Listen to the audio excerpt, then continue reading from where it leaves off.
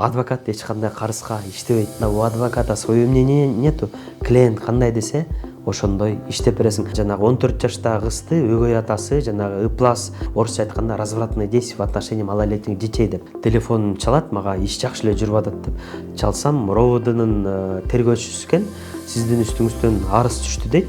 Казакстанда бир ушундай чуулган иш болду го. Жанагы Бишимбаев деп туруп аялын өлтүрүп, аны дагы бирок адвокаттар колдоп жүрдү. Бул боюнча менде принцип бар, мындай иштерди албайм.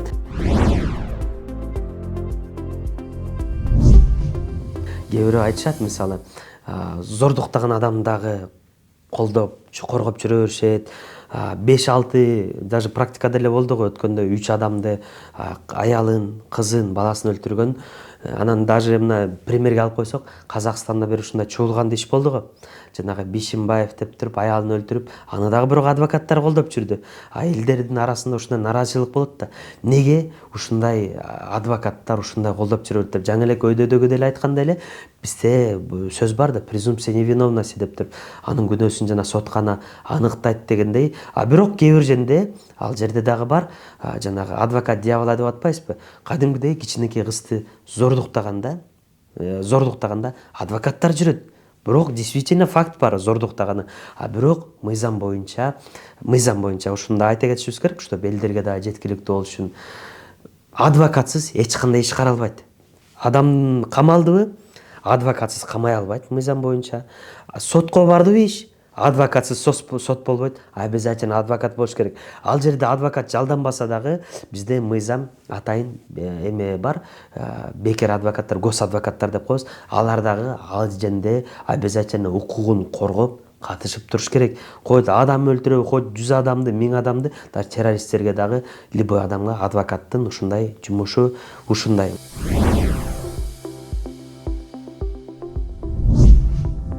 Бизде бир ушундай иш болот. Жанагы 14 жаштагы кызды өгөй атасы жанагы ыплас, орусча айтканда развратные действия в отношении малолетних детей деп. Ошондой иш болот. Алар милиция кызматкерлерине кайрылат. Милиция кызматкерлери берки тарап чоң жакта иштейби, же акчасы көппү, иш каралбай жаткан да, мындайча айтканда каралбай жаткан. Алар бизде интернеттен таап келип бизге кайрылышат. Ушинтип жардам берип коюңуз, бул ишти биз до конца чыгара албай атабыз деп.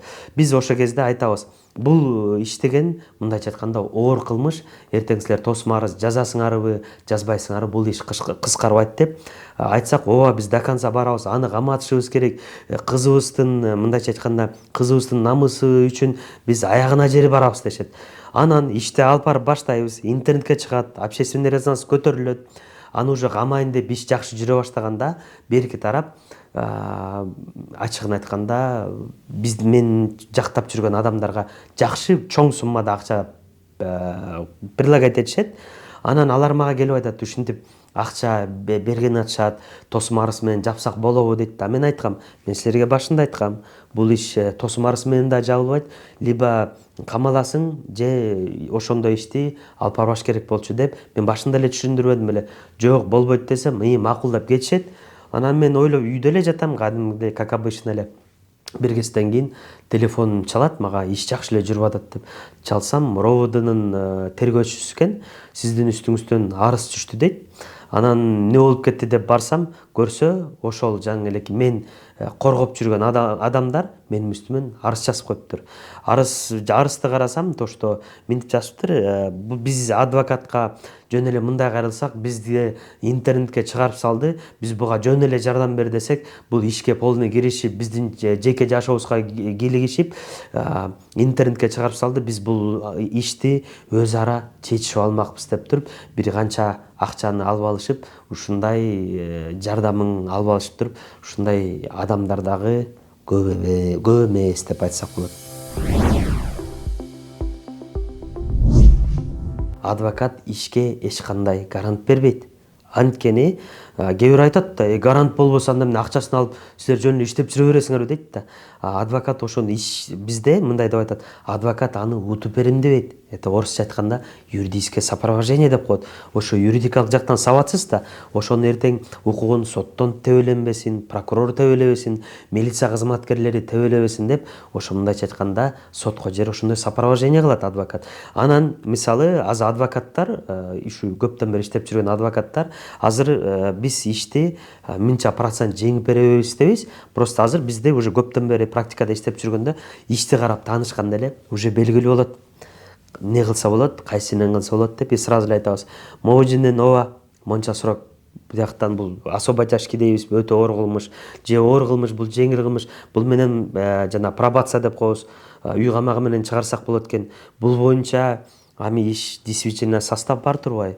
Бул да уже эч нерсе кыла албайбыз, бул жерден хотя бы жеңилдетип кийин ушуга иштеп берсе болот. Мисалы мындай деген сөз бар да, адам кээ бир ойлойт да, адамды мисалы бир ичке сайып койду, талды меже бир жагына сайып койду, кичине жүрүп туруп анан өлүп калды. Бул жерде сразу милиция кызматкерлери адам өлтүрүү деген фактысын коет да. Мисалы, биякта бул эгер өлтүргөн умысел болуш керек адамда, өлтүргөнү бар до конца мындайча айтканда добивать этиш керек болчу, ошондо адам өлтүрүү, бул жерде по неосторожности сайып алды, адам өлүп калды деген сыяктуу ушундай лазейкалар да болот. Анан биз адвокаттар жана ишти караганда уже билесиң да эмне болуп бүтөрүн, аягын уже бизге маанилүү болот да.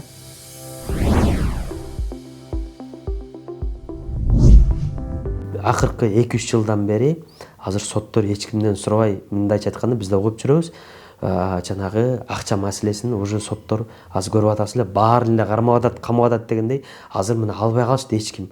Мен угуп атам, эч кимден албай эле. Бирок кээ кезде эми адамдар айтат, монтип акча берели, минтели тинтели дегенде, бул жерден зачем акча бересиң? Мыйзам чегинде эле мындай кылса болот, тиндей кылса болот деп туруп түшүндүрөсүң. Анткени эртең репутация ушинтип иштеп атсаң, ошо бир кенеден эме үчүн эртең тагдырыңа, анын дагы өзүң дагы балта чабылат дегендей. Лучше адвокатский гонорар деп коебуз, мисалы иш кыларда, монча акчага иштеп берем деп, мындайча айтканда бул бизге мыйзамдуу да, ошончо акчасын аласың, договор түзөсүң, мыйзамдуу эле иш алып барасың деген. Андай адамдар ачыгын айтканда кайрылгандар көп. Анткени бизде ойлошот да, кээ бир адамдар баары эле акча менен чечилет деп. Азыр ачыгын айтканда акыркы 2 жылдары мыйзамдуулук кадимкидей ордун алып, уже андай эч ким неметпейт. Мына кадимкидей эле мыйзам боюнча алып келип бересиң, ооба деп эле кадимкидей сен айткандай эле ходатайство неметсең, кадимкидей эле мыйзам боюнча чечилип атат.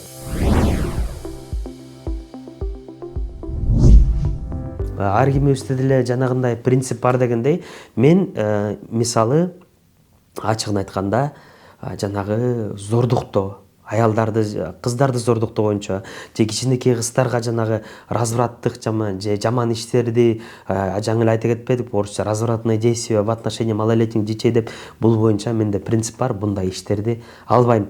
Алам кайсыл учурда?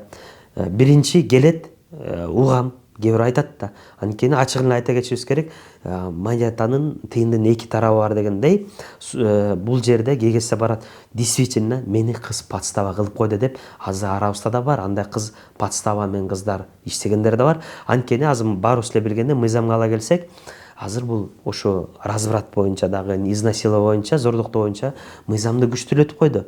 Мындайча айтканда мурун УДО болсо, УДО деп коебуз, жанагы условно досрочное освобождение депчи.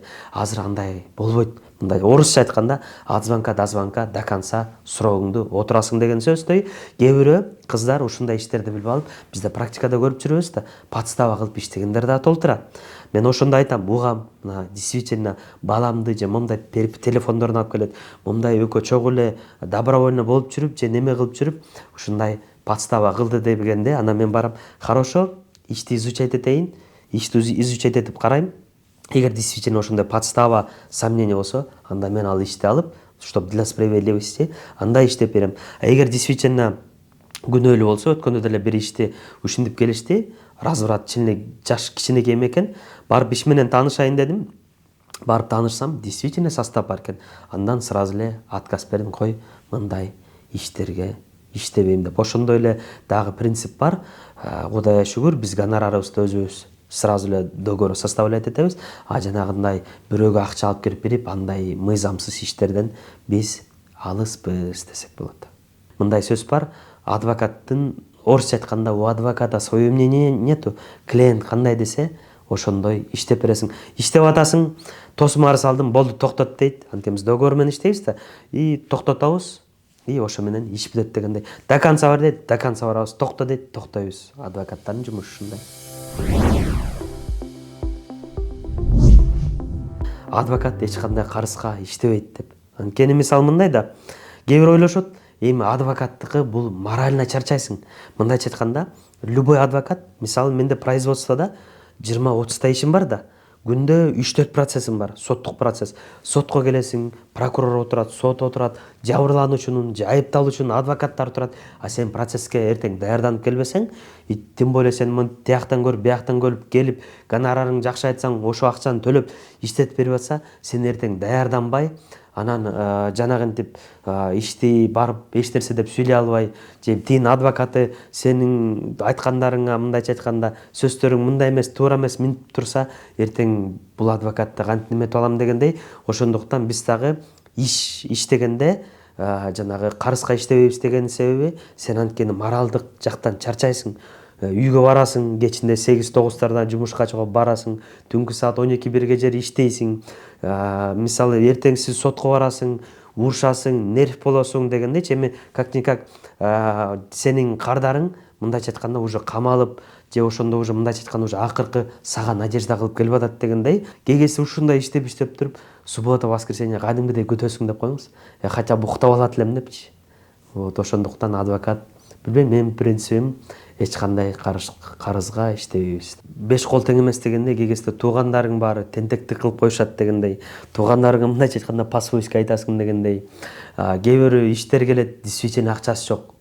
Карасаң, бирок катуу иш, бирок действительно акчасы жок. Айла жок, арзандатып иштеп бересиң дей. Кээ бирөө чоң иш, бирок действительно акчасы бар. Ага адамга жараша, ишке жараша, адамга жараша айтасың. Ал бул жагы бар.